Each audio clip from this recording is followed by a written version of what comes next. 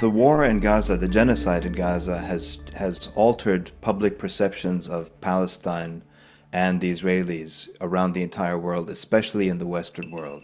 And it's done so irretrievably. In other words, support for Israel that used to be a dominant thing culturally in the West has now essentially evaporated.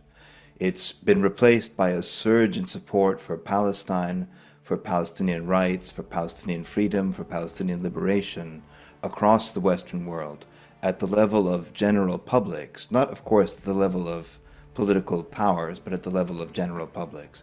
And one place we find that manifested is in popular cultural actions in support of Palestine, including musical acts, of which there are many over the past 2 or 3 years, even before the past 2 or 3 years.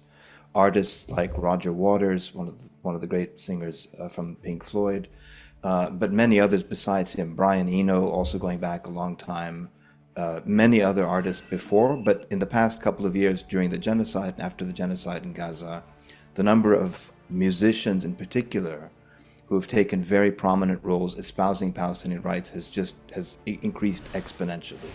They include, for example, the Irish rap band Kneecap. They include the British musician Dua Lipa. They include another British rock band called Bob Vylan.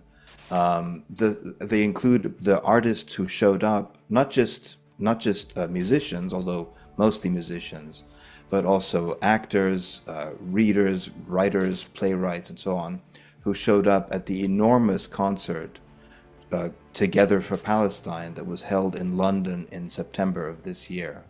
There were about 80, I think, musicians, writers, and artists who participated in that concert.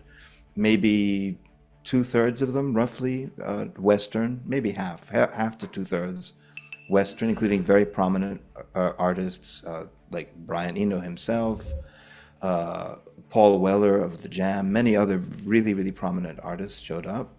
And they were all there in a benefit concert that was intended to not just to highlight the genocide in Gaza, but to advocate for Palestinian rights and to raise money to help Palestinians rebuild their lives in Gaza, to reclaim, to fight for their liberation, to reclaim their heritage, their rights, their humanity, and so on. So I think when we look at music in the Western world, when we look at the art scene in the Western world, what we see is evidence of this very broad, grassroots-based support for Palestine and Palestinian rights that increasingly Western politicians are going to have a very hard time ignoring. They try to look away. You can't look away when millions of people are saying the opposite thing.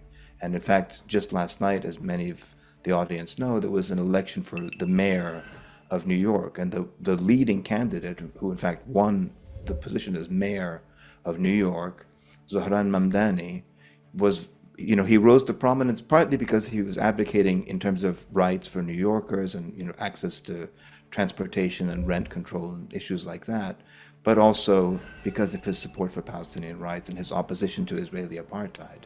And with that, he won overwhelmingly. So that's telling us, I think, the Western world is changing, and people in the Arab world need to pay attention to that and to talk to ordinary people, including musicians and artists and writers, and not just to the politicians who will be the last to change, to come around to the support for Palestinian rights.